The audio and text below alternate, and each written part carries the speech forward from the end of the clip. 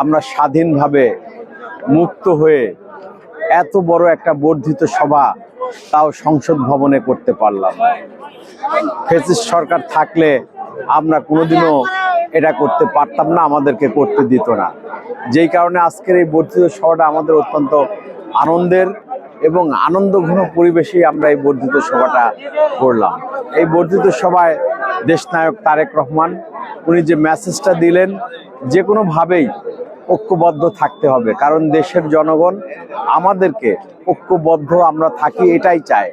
দেশের জনগণ যে বিষয়টা বিএনপির কাছে চিন্তা করে, আশা করে, সমাজ, রাষ্ট্র বা নিজস্ব এলাকা, আমরা যেন বিএনপির নেতা কর্মীরা সেটাই যেন করি। আমরা যেন রাষ্ট্রের চিন্তা ভাবনা, সমাজের চিন্তা ভাবনা, জনগণের চিন্তা ভাবনার সাথে আমাদের চিন্তা ভাবনাকে একত্রিত করে আমরা যেন সুন্দরভাবে এই দেশটাকে গড়ে তুলি, এই মেসেজটাই দেশনায়ক তারেক রহমান আমাদেরকে দিয়েছে।